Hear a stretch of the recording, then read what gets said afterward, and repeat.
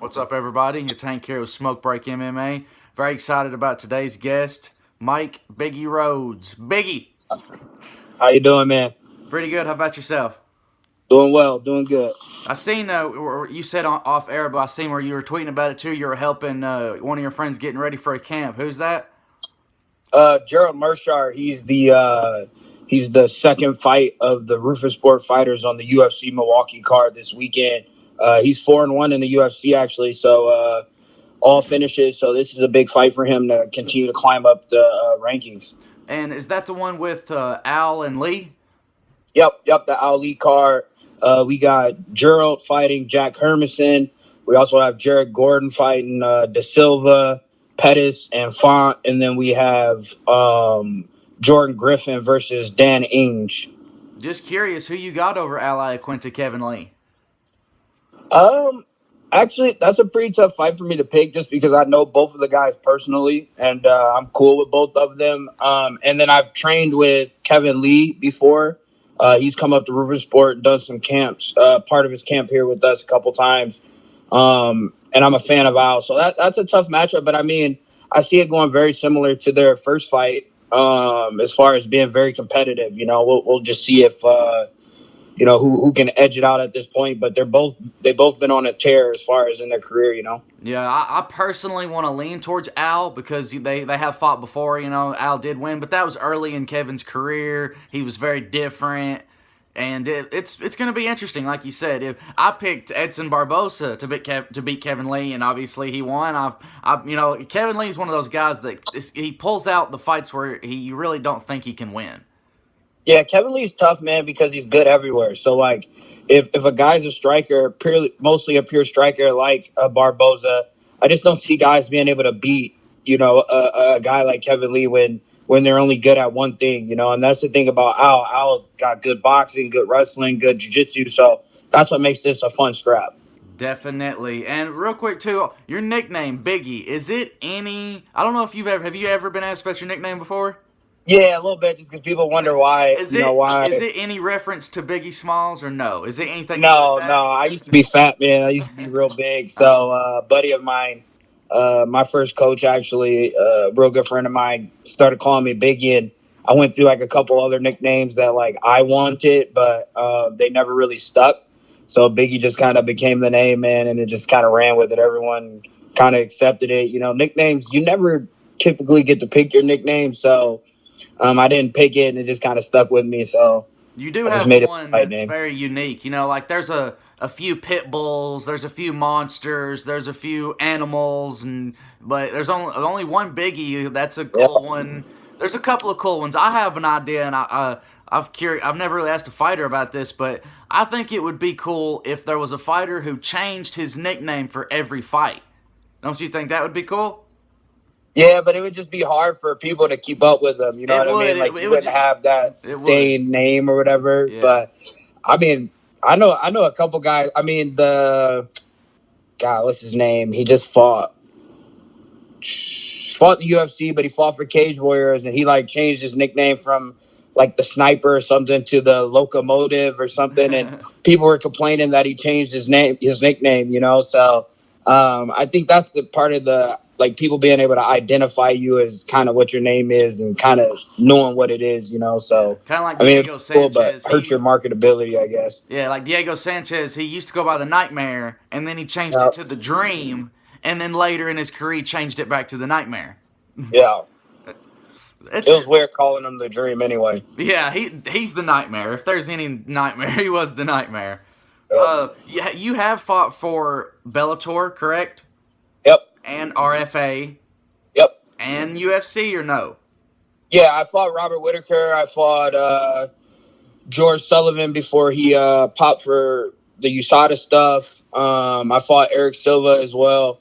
So I fought for the UFC first, right after I beat Alan Jaban for the RFA welterweight title. I fought for the UFC. I took a short notice fight from them and then fought a couple studs. Didn't go my way. Put together like a 4 or 5 fight win streak and then fought for Bellator. Fought Rafael Lovato Jr. Made a mistake on the ground and got choked up by a world champion. So since then I've fought a couple times. I fought over in England for ACB. And then I just recently fought back home in my hometown of Waterloo, Iowa, and got a victory. So was supposed to fight November 9th, had a little knee injury.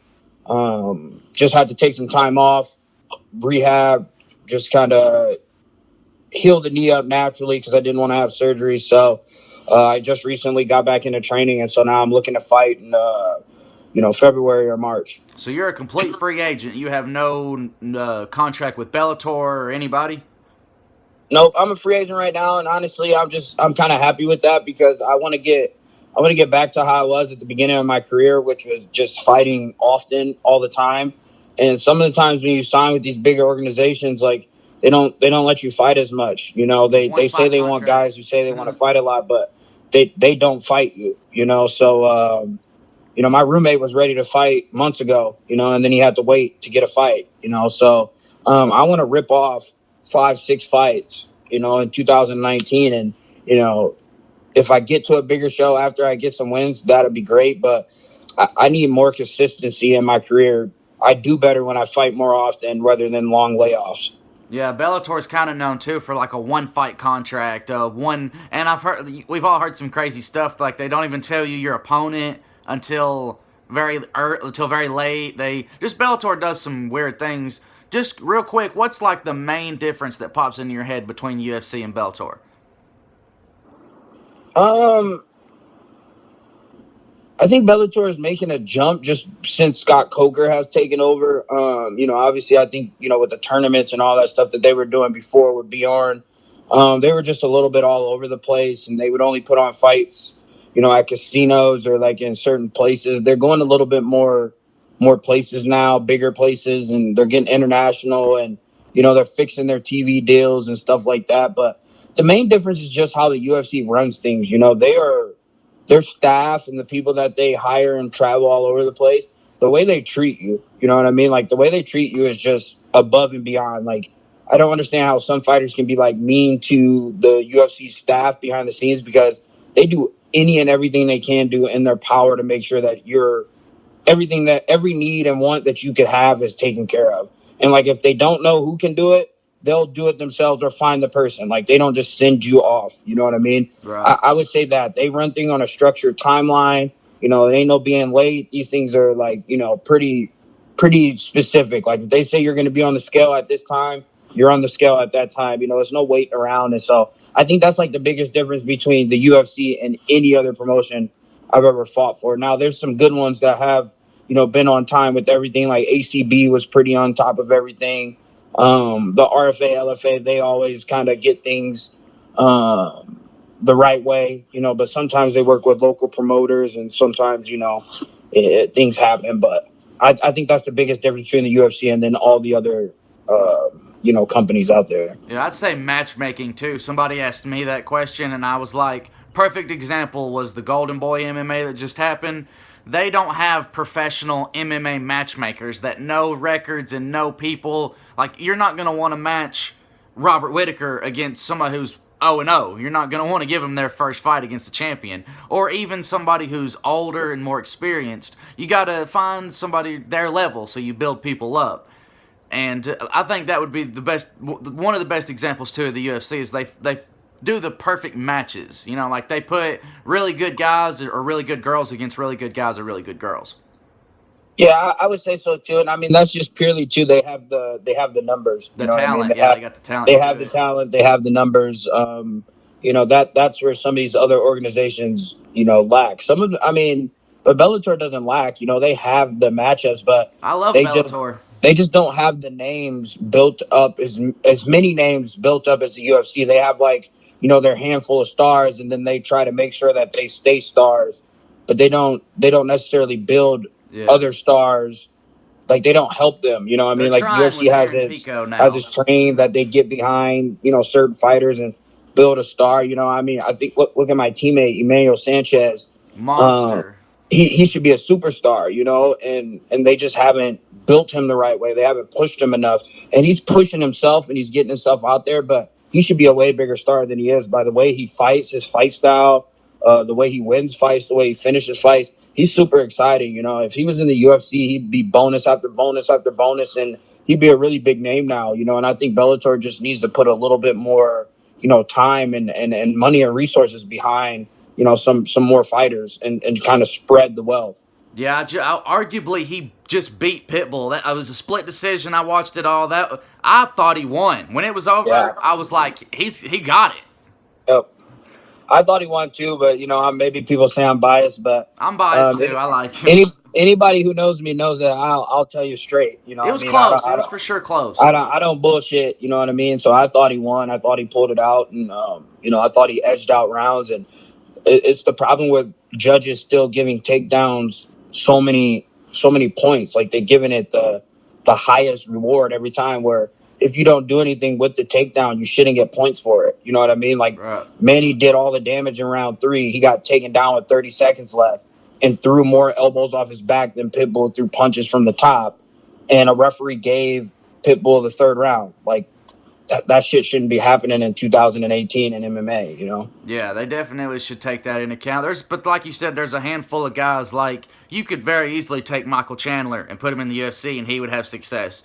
I believe you could take Michael Venom Page and he would have success. That's the one that I don't believe in. You don't believe in MVP? No, I think, look at the guys he's fought. Everybody that he's fought has been strategically placed in front of him. Wait until they're old. Wait until they're not in their prime. Make sure it's a prime matchup for him. You know what I mean? Like, he's about to fight an old-ass Paul Daly. Like, Daly's old. Dangerous, though. He's dangerous. He has a hook, but that's about it. And after the first round, he's gassing out. You know what I mean? Like, wait until he fights a Rory McDonald or a Douglas Lima.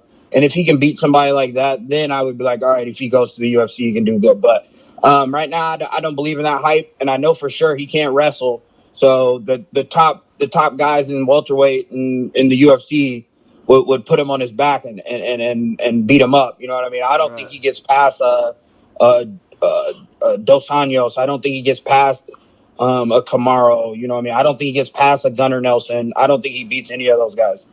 Yeah, he's kind of a flashy kicker, flashy puncher, and if the flashiness doesn't work, he's going to be in trouble. What are you going to do now? Yep. And if he gets put on his back versus a good grappler like a Gunny Nelson, he would get submitted early. So what's your optimal weight class? Is it middleweight or is it 170? Have you bounced around from welterweight to middleweight?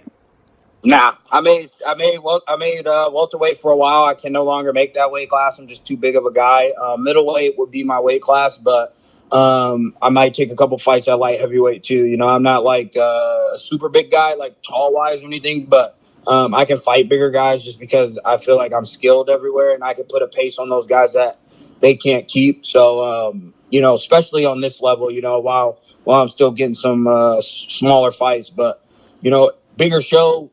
Optimal weight has to be 185. You know what I mean? 205ers in the big show are huge. I mean, look at the guys who just fought. Jimmy Manuwa and Santos. And Santos fought at 85, but he was bigger than Manuwa at 205. So, yeah. Some big boys in those weight classes. Yeah, there's a lot going on of weight cutting, and I believe eventually, like maybe 7 years from now, that weight cutting will be like they'll bring you in and they'll weigh you and you can't lose so much. You can't, you know what I mean? Like there'll surely be some restrictions on weight cutting within the next few years in MMA.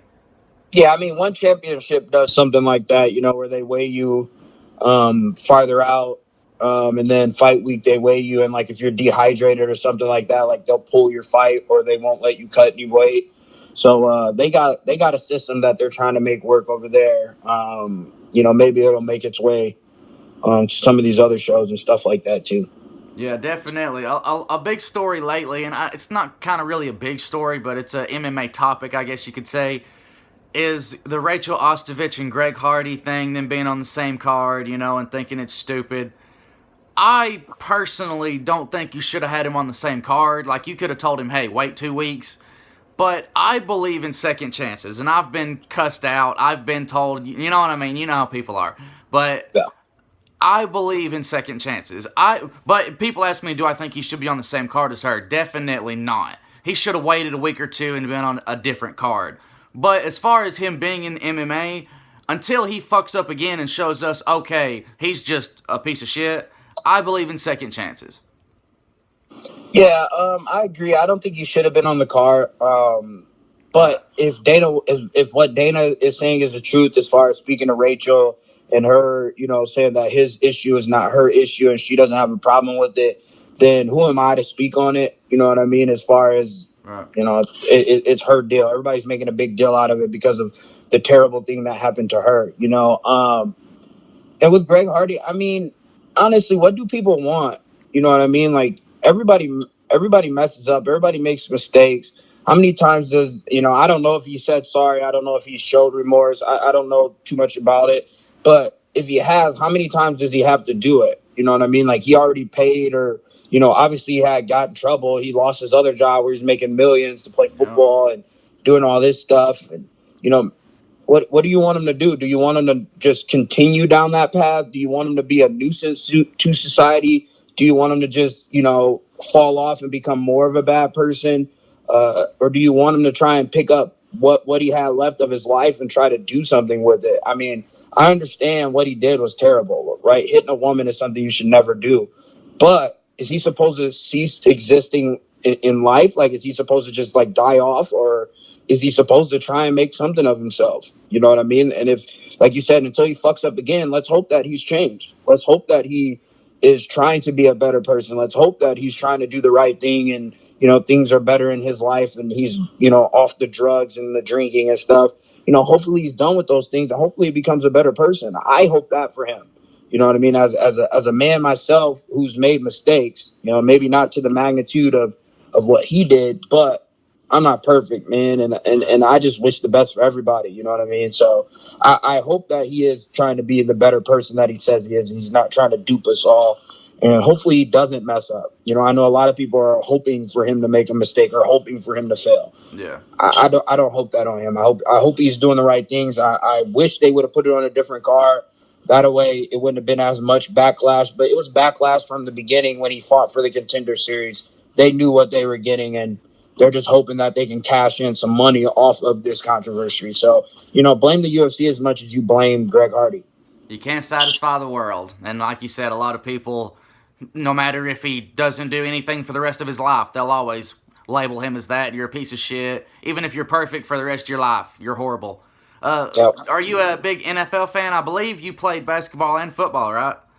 Yeah, I played both. I'm not a big fan of either now that I just like ever since I started training MMA, man, like my MMA mind just only thinks MMA. So like I'll be watching a football game for a little bit, then I get lost. You know what I mean? Like I'm just not interested. My team sucks, so I ain't too interested in the season. You watch college at all, or is it you really don't watch neither one now? But back in the day, was you a college fan? Yeah, I was a big college fan. I'm from Iowa, man. So Iowa football, Iowa State football, UNI football, basketball. So I always followed, but I was more so following college basketball. Because I played 2 years and in a junior college, so I just wanted to try to keep up with everybody. But that's how I am about MMA now. Like I watch all the little shows and stuff like that. So like I know more, fighters than some of these other people that are like in the job. Definitely, and there's so much information, so many new fighters, so many. I watch LFA every Friday. I watch every Bellator, DVR, every UFC event, and it's kind of hard to keep up with it all. What about boxing? Are you into boxing at all? I'm sure you've seen the Wilder Fury controversy. Yeah, and the knockdown. Yeah, I watched that. I thought Fury won that fight. I did Yeah, too. he got knocked down, but I thought he still won that fight. That's just boxing is terrible, and that's the reason why I don't watch boxing. Triple G beat Canelo 2 times. Yep. But now he has a draw and a loss on his record. It's ridiculous. And I'm a Triple G fan. I like Canelo, but that's what turns me off about boxing. And then you see it happen again with Deontay Wilder and Fury. Like you see it happen all the time. And it's just like, all right, I know whoever that they want it to win, if they don't win, it's going to be a draw. And if that person could even be thought to have won, that person's going to win. Like it makes no sense because they fight for, they're fighting for their own promoter. So of course, everything's going to be swinging towards them. I just think that it needs to be neutral promotership within the fighting, and then boxing could make a real comeback, But other than that, man, it just bums me out to see people win and then have it taken away from them, because you go in one way, you come out a different way, and to have someone take something from you that you earned is just, it's not right, and it's bad on your health and your body and everything. Yeah, I had Fury winning too, and the crazy thing is one of the English judges, like from England, had it for Wilder, and the other one had it. It was just crazy. It was crazy, but MMA judges sometimes fuck up too. You know, us. Oh, they're terrible. They're terrible. They do the same shit to us. That's because it's a paid vacation for them, and they have no repercussions for fucking up somebody else's life by making a bad judgment. You know what I mean? Like, they literally just get to dress up for a weekend and play a judge and get paid for it. So if there was repercussions for their actions, I guarantee they would pick and pay attention a lot better. But since there's not, they just get suspended for a week. Or that means they don't get to go to Vegas next weekend. You know what I mean? They don't really care, but they're fucking up people who depend on this. You know, they're getting people cut. They're getting people half their wages. You know what I mean? So it just sucks. Did you Refereeing see and judging sucks. Did you see where they're doing Triple G Canelo again? No, I wouldn't do it. If I'm Triple G, I stay away from that, because they're hurting his career at this point. Like, I mean, look at it. They're just damaging his reputation with stuff that, you know, with a fight that he can't win. He can't beat everybody. He's not fighting the judges and the ref in there too. You know what I mean? And I know that you need to finish the fight if you want to win the fight. That shit's stupid as hell. Why do we have points then? You know what I mean? Like, get people who are competent enough to judge fights, or else don't have them do it. Yeah, definitely. It's not confirmed that it's official, but Oscar De La Hoya, who is Canelo's, you know, management and all that, he went on First Take and said, he said, why not? And ESPN released a date saying that Triple G Promotions and Oscar De La Hoya Promotions have booked a date in April. So it's looking like they're going to do a third one. I mean, it makes money sense. Definitely. Well, man, I appreciate your time for coming on. Yeah, no problem, man. Thanks for having me. Definitely. And as soon as, like, you get a fight announcement or something, or if you get a fight booked and you want to talk about it, definitely hit me up and we'll get you on. For sure, man. Sounds good. All right, I appreciate your time. All right, later, brother. Biggie. That's a cool nickname. I thought it had some reference to do with Biggie Smalls, but I'm sure he's been asked that before. But I appreciate y'all for listening. This has been my first interview since we've got all the horrible news. I'm sure you all know all about it. This is my first MMA interview with a fighter in a little while, but I'm coming back. I'm not stopping. I'm not stopping doing interviews. I'm going to be doing interviews this whole time. But I appreciate you all for listening. I appreciate everybody who subscribes, likes my videos. Reach out to me if you want to come on the show. I'm always open. Reach out to me if you play UFC 3 on PS4. My gamer name is Tupac for Life 209. And hit me up. We'll play UFC if y'all play UFC 3 on PS4. But other than that, just send me messages. You know, if y'all got any questions about my wife's condition and what's going forward, and if any of y'all have information for me about breast cancer and going through it and the signs and what you can expect, and I'm always open for information. If anybody has information, I'm always open. But see you guys.